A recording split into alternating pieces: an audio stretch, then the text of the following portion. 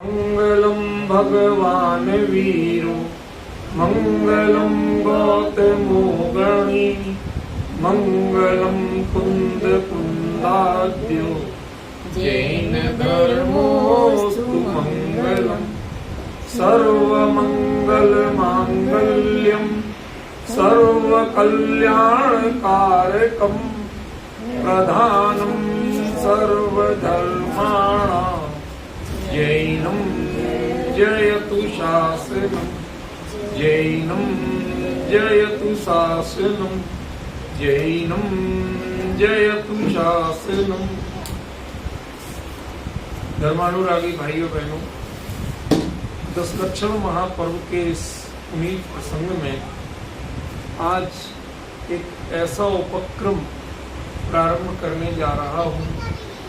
आज से लगभग 38-39 वर्ष पहले लगभग 250 घंटे इस भक्तांबर के काव्य पर लगातार व्याख्यान हुए थे।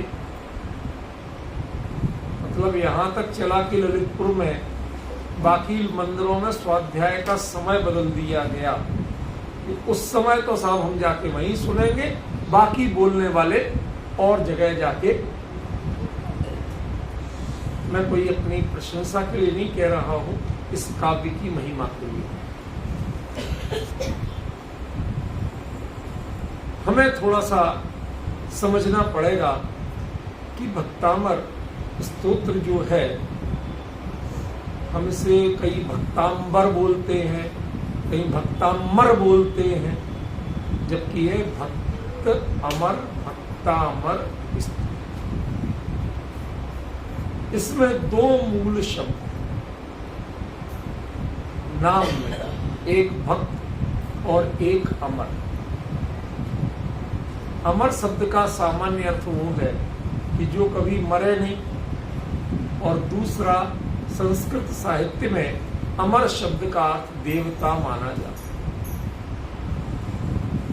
इसके हर काव्य का लोग अलग अलग अर्थ करते हैं, जबकि मैं इसमें एक पूरी कथा बताता हूं और वो हर छंद में मिलेगी। आपको इसमें भक्ति मिली होगी, मैं इसमें भक्ति नहीं ढूंढता हूं, भक्त को ढूंढता हूं। और जब भक्त व्यक्ति है तो उसके द्वारा क्या हुआ वो पूरी चीज बताऊंगा।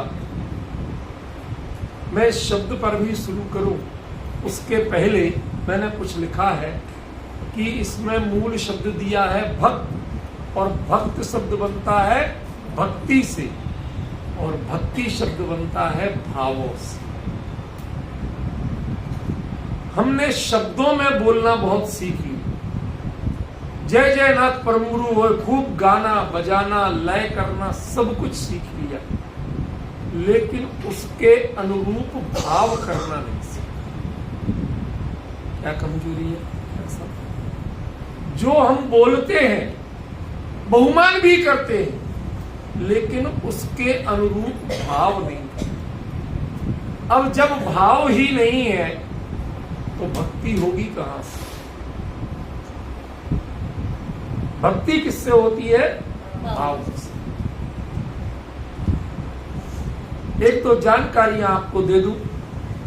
आज ऐसी थोड़ी देर गूगल देवता पर सर्च कर लिया, आपके इस भक्तामर स्तोत्र के बारे में, इसकी प्रसिद्धि के कारण इतना अनर्गल उसमें लिखा हुआ है, इतना अप्रामाणिक लिखा हुआ है। एक ने लिखा आदि शंकराचार्य जी की रचना है, ये हिंदू धर्म का स्तोत्र है, इसमें शंकर जी की स्तुति की गई।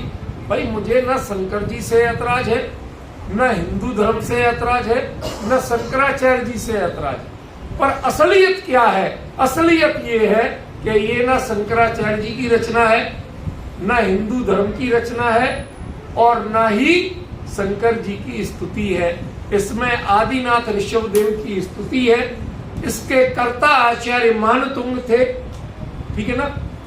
और यह विशुद्ध जैन धर्म का ग्रंथ। हम किसी धर्म का अपमान नहीं करते, लेकिन जैन धर्म मौलिक धर्म है, इसकी अपनी आइडेंटिफिकेशन है, ये किसी धर्म का अंग या पार्ट नहीं। हिंदू धर्म की मानसिकता, उसके सिद्धांत, उसकी व्याख्याएं वो भिन्न है, और जैन धर्म का आधार, उसकी व्याख्याएं, इसके सिद्धांत एकदम भिन्न। कुछ चीजें कॉमन मिलती हैं तो हम लोग भ्रम में पड़ जाते हैं। सत्य हिंसा की बात कौन नहीं करेगा, वो तो इस्लाम भी करता। तो क्या जैन इस्लाम हो गया, इस्लाम जैन हो गया? नहीं कह सकते। इसलिए इन बातों में राजनीति नहीं करना चाहता, एक वस्तु स्थिति बताना चाहता हूं कि ये जैन धर्म का ग्रंथ है, और जैन धर्म की असली पहचान क्या वो नहीं जानी तो इसका अर्थ आप कभी कर ही नहीं पाओगे। जैन धर्म की मूल पहचान क्या? अकर्तावाद, एक द्रव्य दूसरे द्रव्य का कर्ता नहीं, भगवान किसी का भला बुरा करने वाले नहीं, कर ही नहीं सकते। क्यों?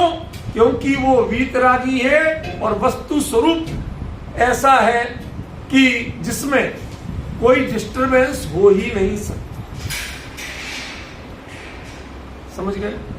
इसलिए हमें इस बात को बहुत सावधानी से समझना होगा और स्वीकार करना होगा।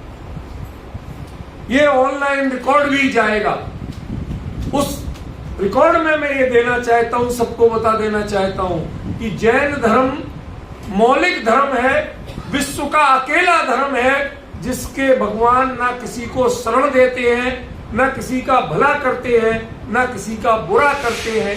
वो सत्य के मार्ग पे चल के दिखाते हैं, उसी मार्ग को बताते हैं। जिसे अपनाना हो वो अपनाओ, उनकी मर्जी, नहीं अपनाओ उनकी मर्जी। फंडामेंटल बातें ख्याल में पड़ गई।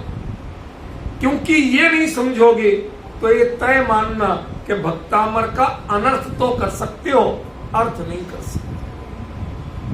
भक्तामर स्तोत्र के बारे में जितनी मान्यताएं प्रचलित हैं कि कभी बीमारियों का इलाज करता है, कभी नौकरी, जितने मंत्र तंत्र प्रचलित हैं, मैं जिनवाणी पर हाथ रख करके शपथ पूर्वक कहता हूं कि ना मानतुंगाचार्य ने कोई मंत्र लिखा उसमें, ना कोई तंत्र बताया।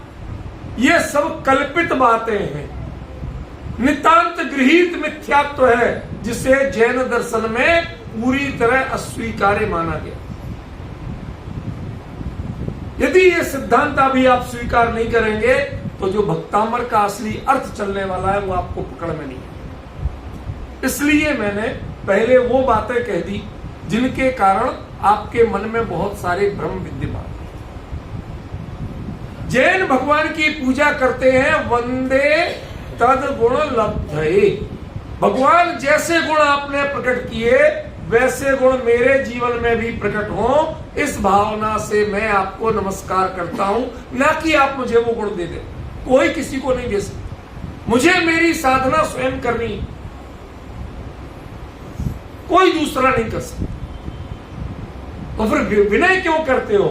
विनय इसलिए करते हैं कि आप सक्सेस हो चुके हैं, और जो सफल है उसका अनुकरण, उसका अभिनंदन किया ही जाता है। ये सत्य का सत्कार है, ये किसी से याचना नहीं है, ये भिक्षावृत्ति नहीं है, ये मांगना नहीं है। जिस किसी ने भी भक्तामर का ये अर्थ किया कि तुमने ये किया और तुम्हें ये हो, भक्तों का भला होना उनके भावों पर निर्भर करता है, भगवान भला नहीं करता। आप अच्छे भाव करोगे, आपको अच्छे कर्म का बंध होगा, अच्छा उदय आएगा, आपको अच्छा हो जाए। कॉन्सेप्ट भिन्न है, लेकिन आपने ये मान के चला कि भगवान करेंगे, तो ध्यान रखना वही पूजा, वही भक्ति, वही स्तुति आपके लिए पाप बन जाए। क्यों? क्योंकि जिन शासन में मांगने का नाम, भगवान को कर्ता मानने का नाम गृहीत मिथ्यात्व, और गृहीत मिथ्यात्व से बड़ा पाप कोई नहीं। सीधे बैठो भाभी, ऐसे नहीं, सीधे बैठो, आपकी मुद्रा अपने आप बदलेगी, भावना भी बदलेगी। क्या कहा? बहुत गंभीर विषय है ये, मैं सच बताऊं, लेना नहीं चाहता, पर इन्होंने मुझे विवश कर दिया कि नहीं, आप लो। कब तक टालोगे इस विषय को?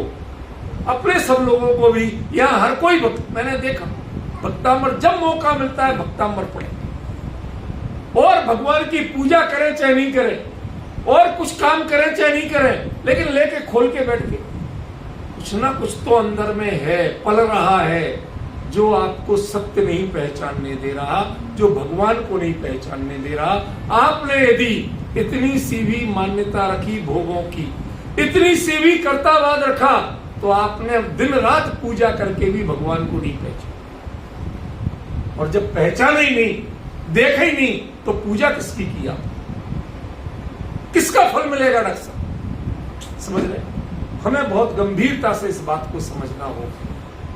यहां क्या कहा? भक्त है वो, भिखारी नहीं है, व्यापारी भी नहीं है। शब्दों पे ध्यान देना जरा। क्या कहा मैंने? वो भक्त है, ना तो वो भिखारी है और ना व्यापारी है।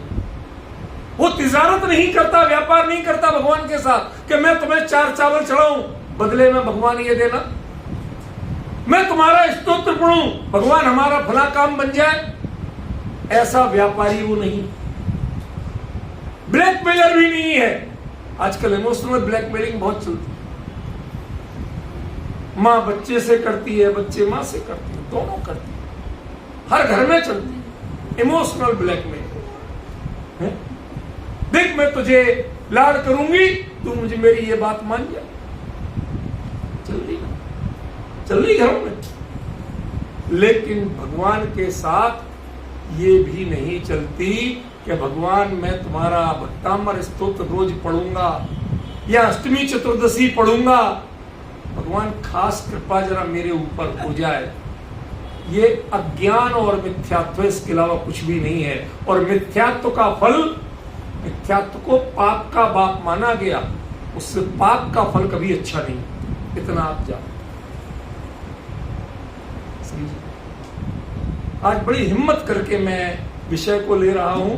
आप लोगों का जब सहयोग मिलेगा, जागृत और जिज्ञासा दोनों भाव, तो मैं इसके मर्म वो खोलूंगा, वो कथा चलेगी कि आप अभिभूत हो जाएंगे कि क्या है इस। कोई नहीं बताता। सच बता रहा हूं सुदेश जी, जब वहां चला ललितपुर में, तो जो लोग सोकोल्ड, हम तो नहीं मानते किसी को विरोधी, जो विरोधी मानते थे अपने आप को और दूसरे मंदिर में चलाते थे, उन्होंने चलाना बंद कर दिया। पर हमारे स्वाध्याय का समय अलग, क्योंकि दोपहर को मेरा भी होता था, सुबह दोपहर शाम तीनों टाइम। और मंदिर में तिल रखने की जगह नहीं होती थी। वो ललितपुर के मंदिर हैं जिनमें 8-8 हजार आदमी एक साथ एट ए टाइम बैठ सकते।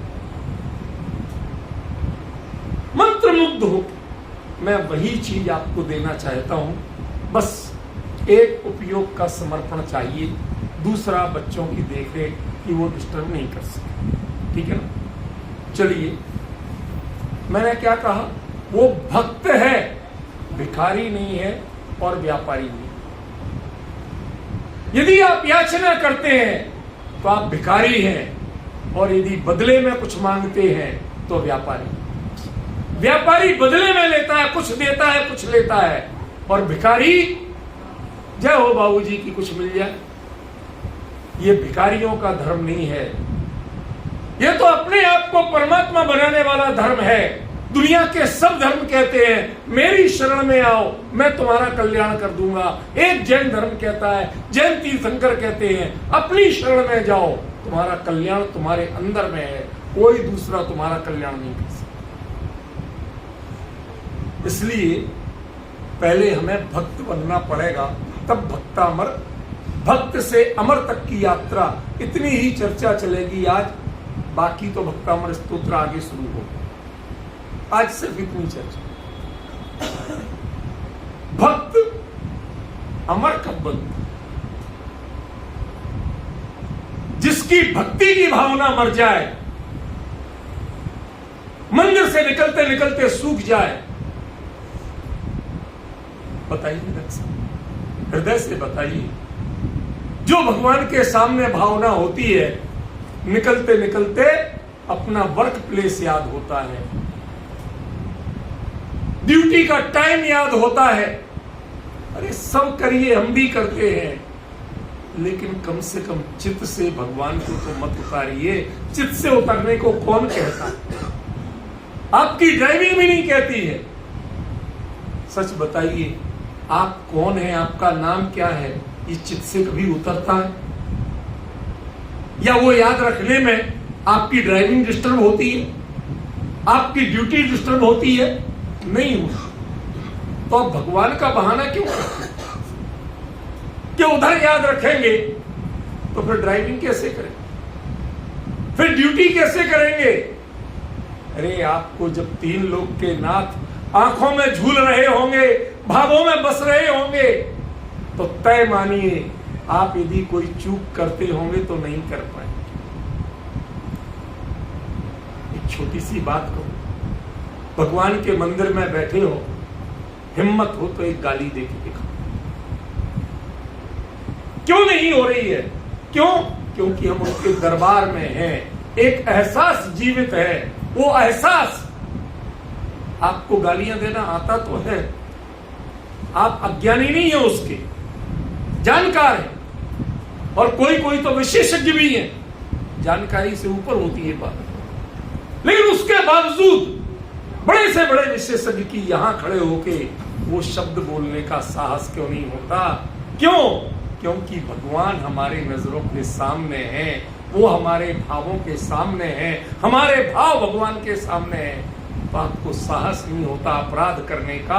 तो भाई साहब, यदि भक्ति आपके भावों में भर जाएगी तो जीवन में अपराध करने का कभी साहस नहीं होगा। अरे अपराध नहीं करने से आप सुरक्षित होंगे कि अपराध करने से सुरक्षित? इसलिए जिसके भक्ति भावों में इतनी बस जाए कि कहीं जाए चित्त से ना उतरे, तो समझ लेना कि वो भक्त अमर होने के रास्ते पर चल। देह मर सकती है लेकिन भावना नहीं मरती, चाहे अच्छी हो चाहे बुरी। पार्श्वनाथ की क्षमा भावना नहीं मरी थी और कमठ की बैर भावना नहीं मरी थी 9 भाव तक। देह मरी थी, देह छूटी थी, लेकिन 9 भाव हो गए। 9 बार देह छूट गई, 9 बार नई देह मिल गई। जन्म और मरण तो हो गया, वो देह का हुआ, लेकिन भावों का हुआ था क्या? रजनीश जी, आपके तो गांव के थे,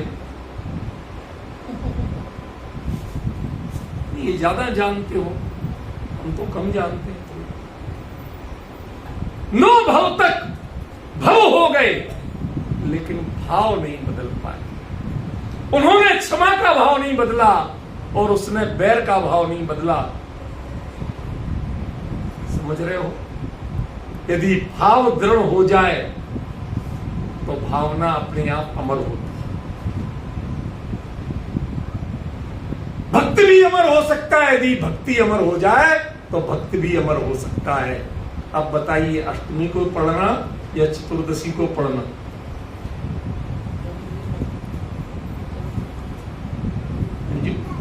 कब पढ़ेगी?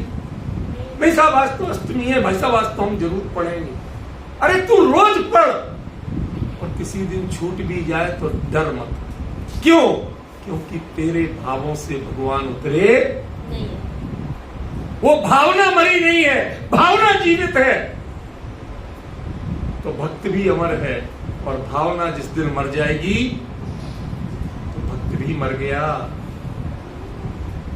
आप तो पढ़ते ही ऐसे हो, भक्ता अमर। यही ध्वनि निकलती है कि ना जाने कौन भागते भागते मर गया या कौन सा भगत मर गया। जबकि भावना क्या है? यहां भक्त अमर होता।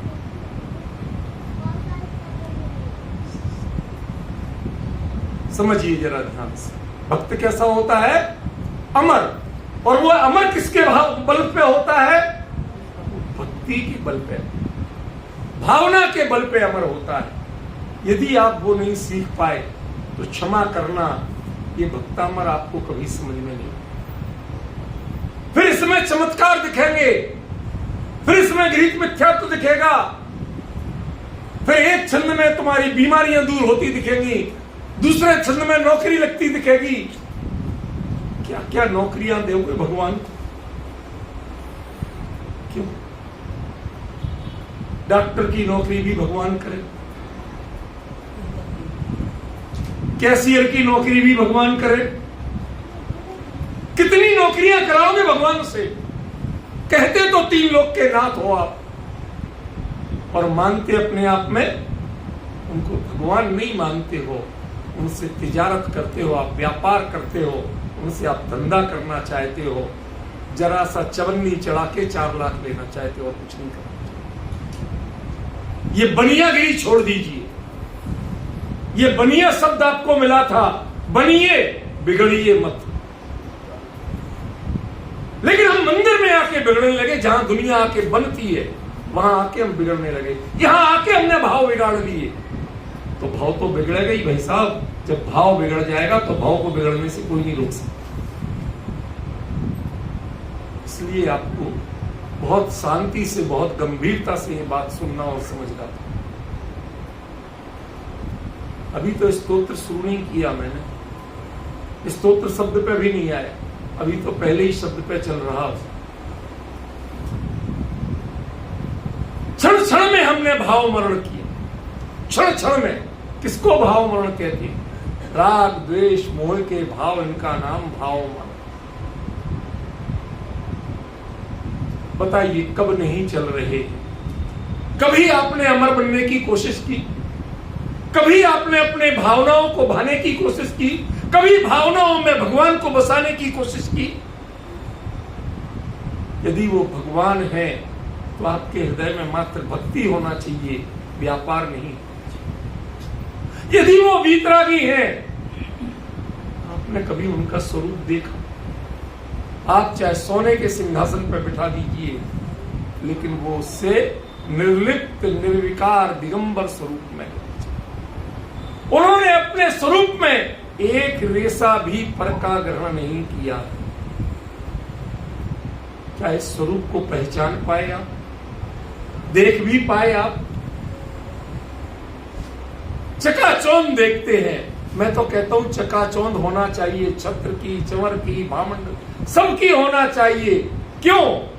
क्योंकि this is the filter of your eyes. तुम्हारी नजर में अब भोग दिखते हैं या भगवान दिखते हैं, उसकी परीक्षा है। उसके बाद भी तुम भगवान देख पाते हो क्या? भोगों के भिखारी इस जीवन भर बने रहे, सारे जीवन भोगों में मस्त रहे, मग्न रहे। 3 लोक के नाथ के पास आके सामग्री में भी बहुत सी चीजें हैं, एक से एक कीमती चावल, एक से एक कीमती द्रव्य सब चढ़ा रहे हो। घर में वही चीज देखो तो चावल के नाम पे भात समझ में आता। गलत कह रहा हूं? चावल के नाम पे घर पे कहते ना, आज चावल बना है, तो चावल बना है। बना सकते हो आप चावल? भात बनाते हो आप? चावल को पका के भात बनाते हो, चावल नहीं बनाते। चावल तो खेत में बनता है, समझे? लेकिन वह चावल देख के घर में भूख लगती है, दाल याद आती है, और यहां वह चावल हाथ में लेके अक्षतम निर्पांति स्वाहा करके भगवान याद आता है, उनका व्यक्तित्व याद आता है। तो विचार तो कीजिए कि आपका असली स्वरूप क्या है? आप असल में हो कौन? जब वो सामग्री में भोग दृष्टि छूट गई, उस सोने चांदी में भोग दृष्टि छूट गई, मोह दृष्टि छूट गई, तब तो जाके भगवान दिखेंगे आपको। यदि सोना चांदी दिखता रहा, छत्र चमर भामंडल दिखते रहे, तो आपको भगवान दिखेंगे कैसे?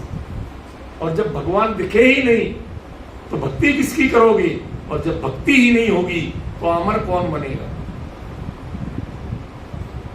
ये विकार तो प्रतिक्षण मरने वाले हैं और आपको मारने वाले।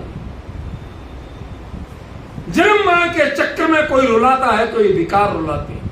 ये मोह रुलाता है, राग द्वेष रुलाते हैं। इनको छोड़ने का विधि, इनको छोड़ने का आदर्श कोई है तो वो भगवान है। आदर्श शब्द का अर्थ जानते हैं आप? बताया है मैंने, इसलिए पूछा, अन्यथा नहीं पूछता। सुदेश बाबू, आसमंतात दर्शयति, जिसके सामने खड़े हो जाओ तो जो आपका पूरा व्यक्तित्व दिखा दे, ऐसे दर्पण को, आईना को कहते हैं आदर्श।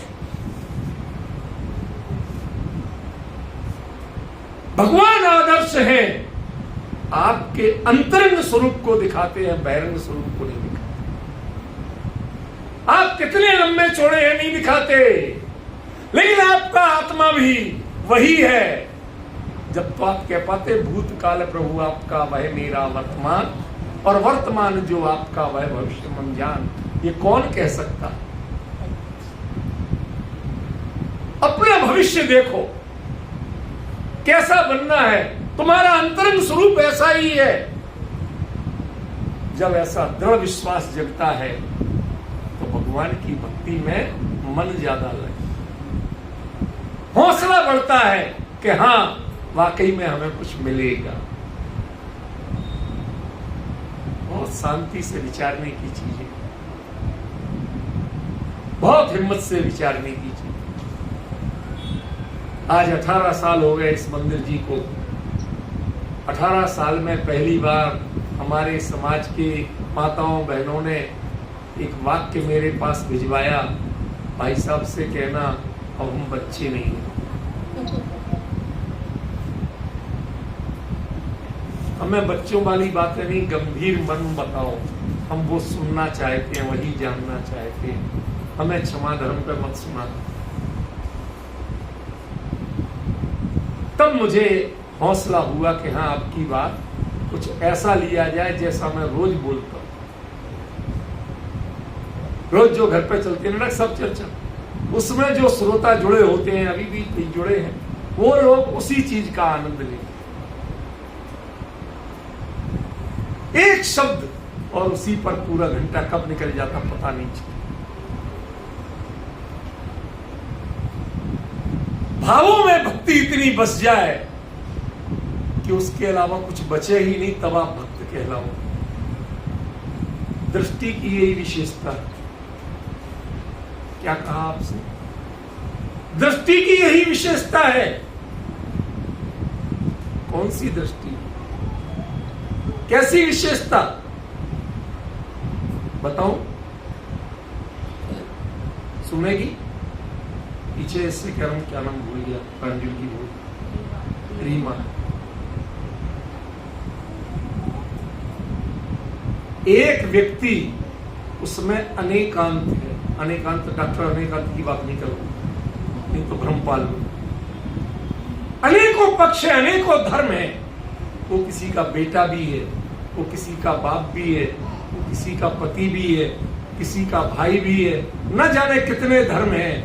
लेकिन पत्नी ने उसमें पति के अलावा कुछ देख पाए और कुछ और देखने लगे तो उसका धर्म बचेगा?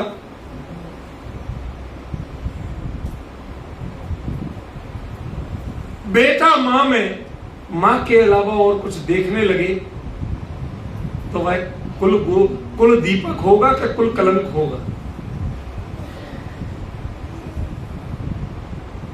समझ नहीं आ रहा है भाई साहब? इसी प्रकार भक्त भगवान में भगवत्ता के अलावा अन्य कुछ देखने लगे तो आपका रिश्ता कलंकित हो जाए। मत देखना और मत सोचना। और ये छोटी मोटी समस्याएं तुम्हारी, तुमने बोई हैं, जो तुमने बोया है वो काट रहे हो, उसमें भगवान को क्यों बीच में घसीटते? क्या जरूरत है उनको घसीटने की? कम से कम उनकी गरिमा तो बनी रहने दो, उनको तुम्हारी समस्याओं का नौकर मत बनाओ। उनकी गरिमा को पहचानो, उनके व्यक्तित्व को पहचानो, तब आप भक्त कहलाने लायक होगे। और जब तक भक्ति नहीं बनोगे तब तक अमर नहीं बनोगे। भक्ति अमर होती है, भक्त को भी अमर बना देती है। लेकिन कब? जब भक्ति हो तब ना। बेटा यदि ऐसे करोगे तो हम चर्चा बंद कर देंगे। बिल्कुल चुप हो, ये आप लोगों की ड्यूटी है देखना। सुनो ध्यान से, बहुत शांति से। बच्चों को तिरस्कार नहीं करना चाहता, पर मेरे तारतम्य टूटता है, इसलिए मुझे कहना, ठीक है? कोई बच्चे को दूर ले जाना, शांति, बस इतना ही और कह रहा हूं, और कोई अभिप्राय नहीं है। कोई मन में हर्ट नहीं फील करे। सुनो ध्यान से, क्या कहा? उनके व्यक्तित्व में आपका नजरिया नहीं बदलना चाहिए। उनके व्यक्तित्व के प्रति नजरिया बदलेगा तो आप भक्त नहीं बचोगे। भक्ति नष्ट हो जाएगी। भीख मांगना इसका नाम भक्ति नहीं है। भीख के लिए गिड़गिड़ाना इसका नाम भक्ति नहीं है। गुणों का अनुराग करना इसका नाम भक्ति है। जब आप गुणों का स्मरण ही नहीं कर रहे हो, आप तो अपनी लिस्ट लेके पहुंचे हो कि मुझे ये चाहिए, तो आप भक्त कैसे हो और आप भगवान कैसे पहचानोगे? भक्ति करोगे कैसे? आपकी भक्ति अमर बने, उसके लिए बेस आपका बना रहा हूं कि भक्ति के पीछे याचना नहीं होनी चाहिए, शर्तें नहीं होनी चाहिए। भक्त कभी शर्त नहीं रखता है, भक्त कभी याचना नहीं करता है। आपको एक भ्रम निकाल दूं, भक्ति जो करता है उसके लोग दो रूप कहते हैं, एक सकाम भक्ति, एक निष्काम भक्ति। काम माने आकांक्षा, शर्तें, याचना, वो सब काम। तो हमारे एक कोई बड़े विद्वान बोले कि भगवान से मोक्ष मांगना, इसमें तो दोष नहीं है, ये तो कामना नहीं है। अरे भले आदमी, यदि मांगने से मोक्ष मिलता हो तो मारीच को आदिनाथ की स्तुति करके मिल गया हो, वो 24वां तीर्थंकर बना, दूसरी बन जाता। ये जैन धर्म है, इसमें याचना करने से कुछ नहीं मिलता है, कल्याण का मार्ग नहीं। अद्भुत विषय। ये भ्रम डाला जा रहा है हमारे समाज के लोगों के मन में कि हाँ साहब अभी मोक्ष मांगो, जब वो नहीं मिले तो कुछ, और महाराज वो नहीं मिल देते तो दूसरी चीज दे दो। हमारे देश में पब्लिक को एक शब्द प्रयोग करते हैं नेता लोग, शांत मन से सुनना, उत्तेजित मत हो। वो शब्द है गधा। वो ये कहते हैं पब्लिक तो गधा है। कैसे? गधे की प्रकृति होती, उस पर यदि आपको 40 किलो वजन ले जाना और आप एक बार में 40 किलो रखोगे, डंडे मार मार के मार दो उसे, लेकिन वो चिल्लाएगा लेकिन चलेगा। तो जो समझदार लोग होते वो पहले 50 किलो रखते, ले जाना 40 किलो, रखेंगे 50 किलो, अब वो चिल्लाएगा तो 10 किलो उतार दो, अब वो चला जाए। ऐसी इस देश की जनता है। इसके ऊपर टैक्स जितना लादना उससे ज्यादा लादते हैं, पर जनता हाय हाय करती है। थोड़ा सा उतार दिया, जनता सोचती है हाँ भाई हमारी शर्त मानी गई, हमारी मांग मानी गई, चलो ठीक है सरकार अच्छी। अरे सरकार तुम्हें गधा समझ रही है, ये गधापंती है, समझदारी नहीं है। यदि वो चीज गलत थी तो गलत है, गलत में कभी समझौता नहीं है। यदि वीतराग के मार्ग में मांगना गलत है तो चाहे मोक्ष मांगा जाए और चाहे भोग मांगा जाए, दोनों ही सकाम है, कोई निष्काम नहीं। काम यानी कामना करना ही नहीं, आकांक्षा करना ही नहीं, फिर आए क्यों हो? अपना फ्यूचर देखने आए। क्या कहा? सब अपना फ्यूचर देखने आए। देखें अभी हमारी कितनी दूरी बाकी। हम काम करते हैं तो कभी कभी मिला के अभी कितना काम बाकी है, रोज कर रहे हैं, इतना बाकी है, इतना हो गया, हौसला बढ़ता। सच बताइए, कभी एनालिसिस किया कितनी दूरी घटी मेरे में और भगवान में? कर पाए एनालिसिस? नहीं कर पाए। क्यों नहीं कर पाए? क्योंकि आपकी भक्ति को विषय का ब्याल डस गया। पाऊ युगल जी लिखते हैं, पूजा करते तुझे विषय का ब्याल डस गया, तुम्हें जानकर जग तुमसे अनजान है। रोज आते हैं भगवान की पूजा करने, वही पूजन पढ़ते हैं, वही गुणानुवाद करते हैं, पर सीमित शब्दों, ये चमड़े की जुबान शब्दों को बोल देती है, लेकिन वो शब्द भगवान तक पहुंचते या नहीं ये तो पता नहीं, लेकिन हमारे भावों तक नहीं पहुंचते ये पता। इसलिए आप भक्त नहीं बन पाए, और जब भक्त नहीं बन पाए तो भक्ति कैसे होगी, और भक्ति ही नहीं हुई तो अमर कैसे? मैं मानता हूं कि भक्ति भी अमर होने की एकमात्र विधि है। एकमात्र शब्द बोल रहा हूं बहुत दृढ़ता से। क्यों? क्योंकि हमने सामने वाले को देखा, अपनी कमी देखी, हर रोज कुछ ना कुछ इंप्रूव कर रहे, और कौन सा तरीका है गुणस्थान चल रहे, डेली इंप्रूवमेंट, इससे बड़ा तो भगवान बनने का कोई तरीका नहीं, और वही आप कर रहे हैं, तो इससे बढ़िया और क्या चाहिए? देखिए तो सही कौन बैठे हैं सामने, देखिए तो सही उन्होंने आपकी एक बात पे ध्यान दिया क्या? उनकी यही तो क्वालिटी है कि तुम अच्छा बोलो, बुरा बोलो, भोग मांगो, गुण बताओ, कुछ भी करो, वो आप पर ध्यान नहीं देते। ये आधारभूत चीज है जैन धर्म की कि तुम्हें यदि अपना भला करना है तो दूसरों की बातों पर ध्यान दो, अपना भले का निर्णय स्वयं करो। भगवान ने जो मार्ग बताया, जो मार्ग अपनाया, उस पर खुद चलने की कोशिश करो, भक्ति अपने आप सीख जाओ। एक छोटी सी बात पूछूं, शादी के पहले जो लड़कियां अपने घर में माँ बाप की लाडली होती हैं, लज्जा करना नहीं जानती। किससे शर्मा? समझिए, उस ससुराल में पहले दिन से उनको लज्जा की कोई ट्रेनिंग देता है? कौन सिखाता है? वो ससुराल का माहौल, वो संवेदनाएं अपने आप सिखाती है।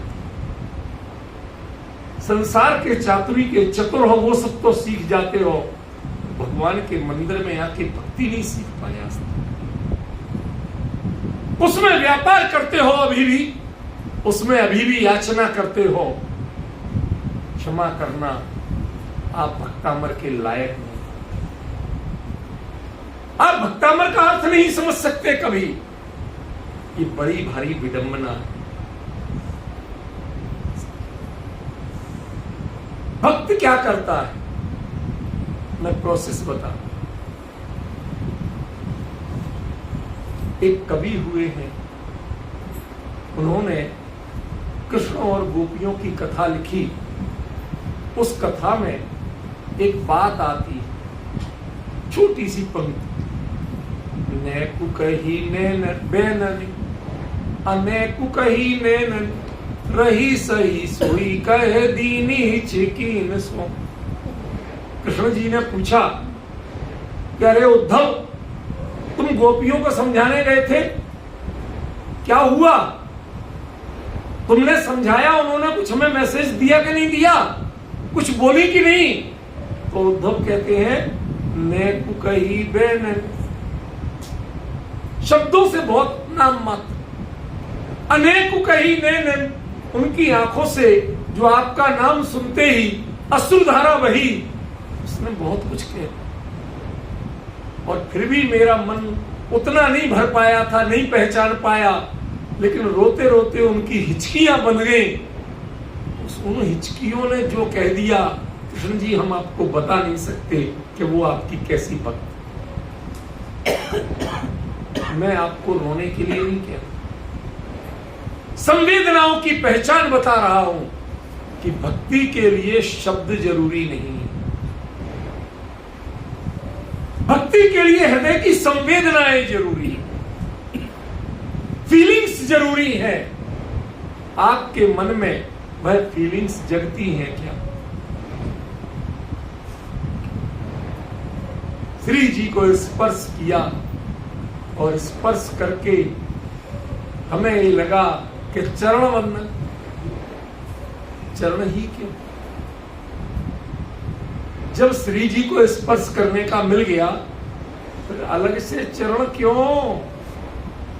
उन चरणों पे तो धूल ही नहीं बची। प्रक्षाल करते थे, पहुंच देते ना, धूल बची कहां? अंतर सीखिए थोड़ा। किस अंग को स्पर्श किया? श्री जी छूने भर को मिल गए। उतने में भक्त आह्लादित होता है, संकल्प करता है, पापा चरण तज। भगवान हमें आपको स्पर्श करने का सौभाग्य मिला, हमें भी तो कुछ कर्तव्य है, कुछ हमें भी तो सुधारना पड़ेगा, आगे बढ़ना पड़ेगा। कदम बढ़ाने से आगे नहीं बढ़ोगे, कदम बढ़ाने से आगे। अपने आप को प्रमोट करो, अपने आप को आगे लाओ, अपने मन को आगे लाओ, अपने विचारों को आगे लाओ। और विचार आगे कब बढ़ेंगे? जब पाप की बेड़ियां तोड़ोगे तब आगे बढ़ेंगे, तब धर्म के क्षेत्र में बढ़ेंगे। इसलिए हम क्या पढ़ते हैं? पापा चरण तज नवन करता। समझ रहे? हमें इन चीजों पर बहुत गंभीरता से सोचना होगा, ध्यान देना होगा कि असल में ये है क्या, क्यों लिखा आचार्य ने ऐसा। वो कहते हैं बोलिए कम, कोई जरूरी नहीं है बहुत बोलना। टकटकी बांध के देखते हो तो भी आपका कल्याण सुनिश्चित है। रजनीश बाबू, आज आपको एक चीज बताना चाहता हूं, यहां शायद नहीं बताई हूं मैंने। भगवान महावीर के समोषण में केवल ज्ञान के बाद 66 दिन तक दिव्य ध्वनि नहीं की, लेकिन सभा का एक श्रोता भी कम नहीं हुआ।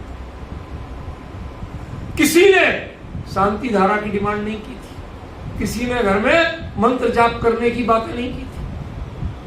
आज के लोग होते, अरे साहब क्या घोर उपसर्ग आया है, भगवान की दिव्य ध्वनि नहीं हो रही, घर घर में जाप करो, शांति धाराएं कराओ, उसमें कामना करो कि भगवान की दिव्य ध्वनि जल्दी हो जाए, भगवान में आपके ऊपर जल जाए। क्या क्या गृहित मिथ्यात्व फैलाए हुए, घोर गृहित मिथ्यात्व।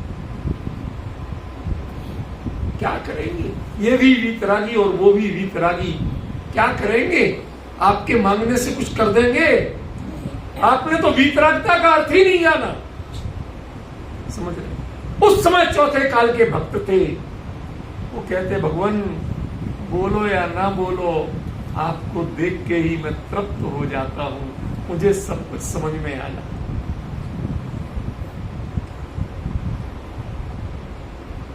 हाथ पे हाथ रखे बैठे तो हाथ हमें सिखाते हैं कि जगत में करने योग्य कुछ नहीं है, इसलिए आप हाथ पे हाथ रखिए। जगत में देखने योग्य नहीं है, इसलिए नासाग्र दृष्टि है। जगत में हर्ष और विषाद लायक कुछ नहीं है, इसलिए ना चेहरे पे मुस्कान है और ना रोने के भाव। वो मुद्रा बहुत कुछ सिखा रही है। जय परम शांत मुद्रा समेत भविजन को निजन। उस मुद्रा को देख के भी कई लोग सुधर गए थे। तो वो भक्त थे कि नहीं? 66 दिन तक जो दर्शन कर रहे थे, पूरे टाइम बैठते थे, 12 सभा लगती थी, एक भी हिलता नहीं। अरे मूछ वाले तो मूछ वाले, पूछ वाले भी नहीं हिलते थे। वो भी इतनी अकल रखते थे कि भगवान का व्यक्तित्व तो देखो और उससे अपने हृदय में पूरी भक्ति कर लो, उनके गुणों का आधान हृदय में कर लो। और यदि हम मूछ वाले होके नहीं सीख पाए आज तक, वहां तो पूछ वाले भी वही करते थे और मूछ वाले भी नहीं करते। ये अकल क्या है, समझदारी क्या है, विवेक क्या है? विवेक ये है कि भगवान को भगवान की नजर से देखो, भोगियों की नजर से मत देखो। उनके व्यक्तित्व को देखो। आप अपनी अपेक्षाएं और अपनी लिस्ट उसको मंदिर के बाहर छोड़ के आना, क्यों? क्योंकि हम मंदिर में जब प्रवेश करते हैं तो आपके लिए एक शर्त लगी हुई है, निस्सही निस्सही निस्सही। संसार के जितनी बातें हैं, जितने विकल्प हैं, उनको दरवाजे पे छोड़ा, तब तो आप पैर धोने लायक, वरना तो पैर धोने लायक नहीं। समझ गया? पानी से धूल झड़ती है लेकिन चित्त की धूल नहीं है। एक दिन सुदेश बाबू, मैं यूनिवर्सिटी से आ रहा था, अहिंसा स्थल की रेड लाइट पर खड़ा हुआ, अचानक मन में कुछ कौंधा, इसी बात मैंने बताया था ना, कविता लिखी। मैं रेड लाइट क्रॉस करती अहिंसा स्थल के गेट पे खड़ा हो गया। उसने गेट खोल दिया कि डॉक्टर साहब आए, और वो सोच रहा डॉक्टर साहब को आज हुआ क्या, आ ही नहीं रहे दर्शन करने। मैं खड़ा रहा और खड़े खड़े फोन पे कविता लिखता रहा। धुले हो भाव भव्यों के, भक्ति हर पाप धोती, मन हो सीप गुणग्राही, तो हर परिणाम मोती। जी समझी? सीप में कंकड़ जाए वो भी मोती बनता है, अकेली स्वाति नक्षत्र की बूंद ही मोती नहीं बनती है। कंकड़ जाए तो भी मोती बन जाता है, कोयला जाए तो भी मोती बन जाता है। ये आपको यदि पता नहीं हो तो जान लो, साइंटिफिक फैक्ट बता रहा हूं। क्यों? क्योंकि एक्चुअली उस सीप जो वो तो मांसल लोथड़ा जैसा एक छोटा सा शरीर है, उसमें जब वो चीज चुभती है तो उसको बहुत ईचिंग होती है, बेचैनी होती है, तो उसके शरीर से एक रस निकलता है, वो रस उस पर लिपटता जाता है, वो अपनी खुजली कम कर रही है, और जो चिपकता जाता है उसको गोलाकार बनाती जाती है, उसी का नाम तो मन हो सीप गुणग्राही। सीप के समान कंकड़ भी आए तो भी मोती बन जाए। यहां तो साक्षात भगवान आए हैं आपके भावों में, और आपके भाव भक्ति के नहीं हो पाए। कैसे भक्त हो आप? कैसे अपने आप को भक्त कहते हो और कैसे कहते हो मैंने भक्तामर पढ़ा? आप तो भक्तामर पढ़ने लायक ही नहीं। भक्ति है हृदय में, जब भक्ति होती है तब वह भक्ति उस भक्त को अमर बनाती है। यही आज की थीम थी ना, आज का आधार वाक्य यही था, उसी पे। अभी थोड़ा सा 10 मिनट का समय है, मैं उसमें थोड़ी सी बात स्तुति और स्तुति की करना चाहूं। हमारे अधिकांश लोग ये नहीं जानते कि स्तुति और स्तोत्र में क्या अंतर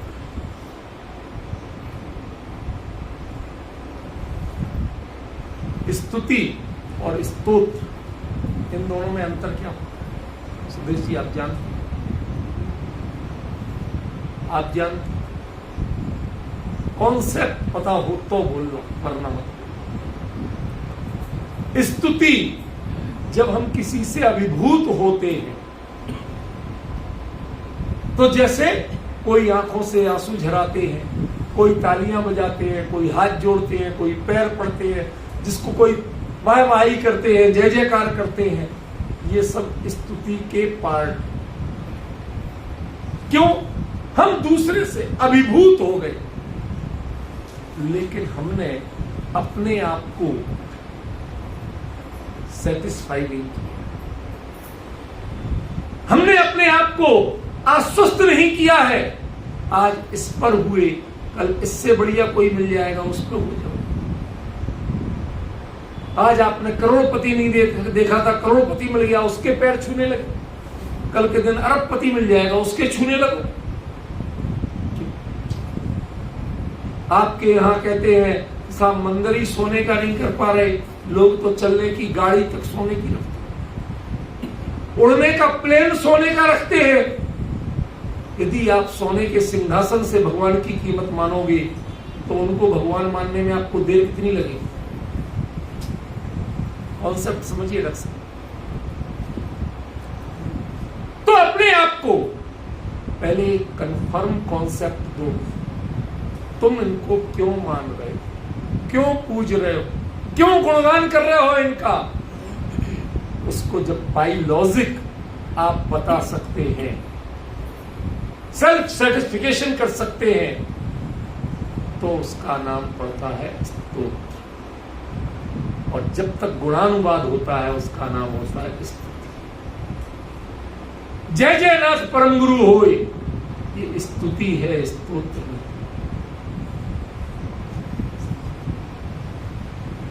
लेकिन जब हम ये पढ़ते हैं, नाथ तुम्हारी पूजा में सब स्वाहा करने आया, तुम जैसा बनने के कारण शरण तुम्हारी आया, कुछ कॉन्सेप्ट मिला ना, दृष्टि मिली ना, एक विजन क्लियर हुआ ना आपका, तो अब ये स्तोत्र है, ये स्तुति नहीं है। मात्र जय जयकार करना, धन्य हो, वाह क्या गजब है, ये सब जो है ये स्तुति का पाठ है। ये महिमा बताते हैं, लेकिन महिमा क्यों है ये नहीं बताते। बैंड बाजे बज रहे हैं, वो आपको ये तो बता देते हैं कि किसी का प्रोसेसन निकल रहा है, जुलूस निकल रहा है, लेकिन बैंड बाजों ने की आवाज ने आपको कभी ये बताया कि किसका जुलूस निकल रहा है, क्यों निकल रहा है, हमें उसमें जुड़ना चाहिए कि नहीं, कभी बताएं। एक मानसिकता गंदी बन गई कि फ्री का खाना जहां मिले वहां कुछ भी बन के पहुंच जाए। कुछ दोस्त थे ऐसे ही पहुंच गए, पंडाल लगा हुआ था, भोजन लगा हुआ था, तो यही सोचा था कि भाई पंडाल जोरदार है, भोजन की व्यवस्था भी जोरदार है, तो कोई शादी वादी होगी। धीरे से पूछा, दूल्हा नहीं दिख रहा, वो थी तेरे नहीं। उन्होंने उसका कान पकड़ा, तू है कौन ये बता पहले, शब्द की गंभीरता पे ध्यान देना। क्यों कान पकड़ा, तू है कौन, ये 13वीं की बैठक में दूल्हा कहां से ढूंढ रहा है तू। इसका मतलब तुझे अता नहीं, पता नहीं, कहां आया, क्यों आया, क्या प्रोग्राम है, कुछ पता नहीं है। ये तेरे चरित्र की कमजोरी को बताता।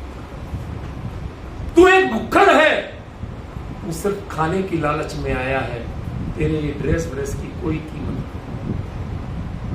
समझ में, ये नमस्कार जो सबको कर रहा है इसकी कोई कीमत नहीं। ऐसे ही जब हम भगवान के सामने जाके भगवान कुछ तो मिल जाए,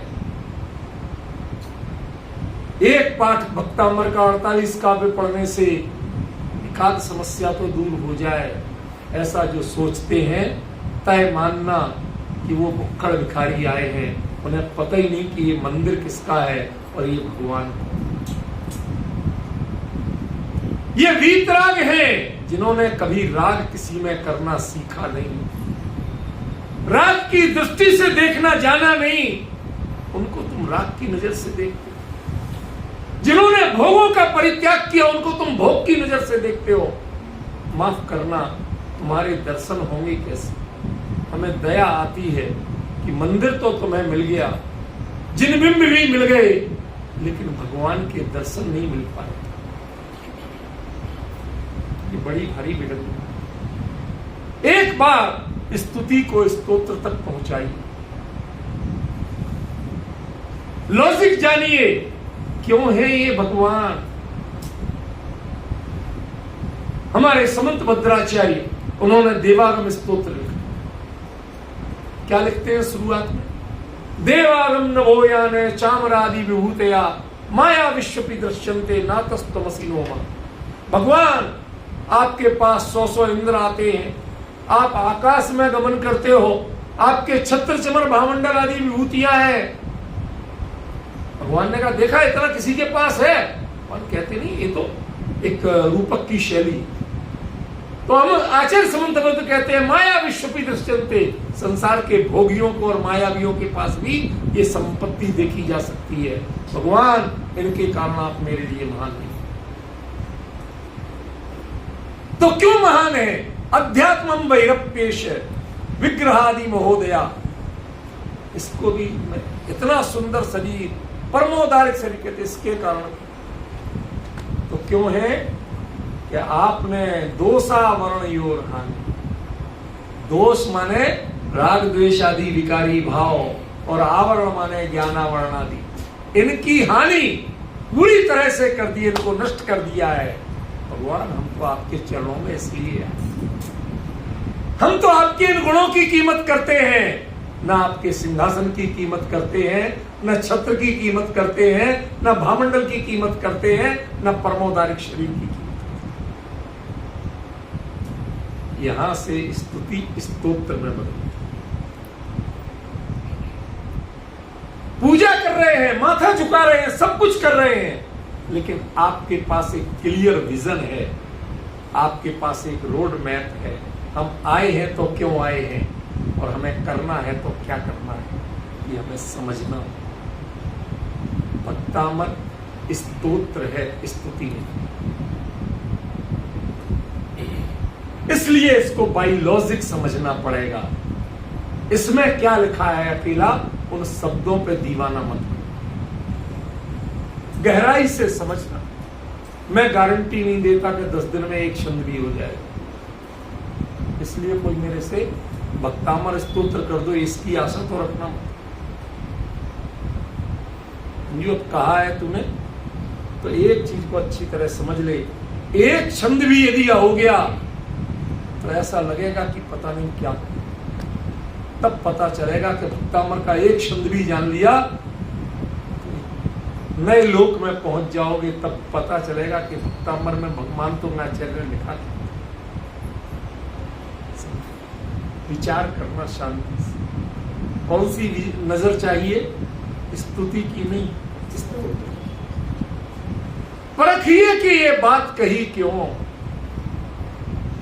यहां अमर शब्द यूं ही नहीं कह दिया, अकेले देवताओं के लिए नहीं, वो कथा में तो वो देवता है, लेकिन कैसा है, भक्त है, और भक्त के कारण अमर है। वरना आपने पढ़ा है अंत में बिलखे 6 मास। देवता भी मरते हैं कि नहीं मरते हैं, कि अमर होते हैं, वो नाम के अमर होते हैं। लेकिन जो भक्ति को अपनाते हैं, कितनी ही देर छूट जाए उनकी, लेकिन उनकी भक्ति और भक्त ये दोनों अमर रहे। तो ये स्तोत्र किनका है, वह भक्त जिसने अपनी भक्ति को अमर कर लिया, उसका स्तोत्र। This is the only identification, no name. कोई नाम नहीं दिया आचार्य ने। क्या परिचय दिया, एक ऐसे भक्त की कथा है जिसने अपनी भक्ति को अमर बना लिया। अब कैसे कैसे बनाया, ये तो आपको आगे पढ़ने पे पता चलेगा। आज का समय हो गया, कल इस शब्द को आगे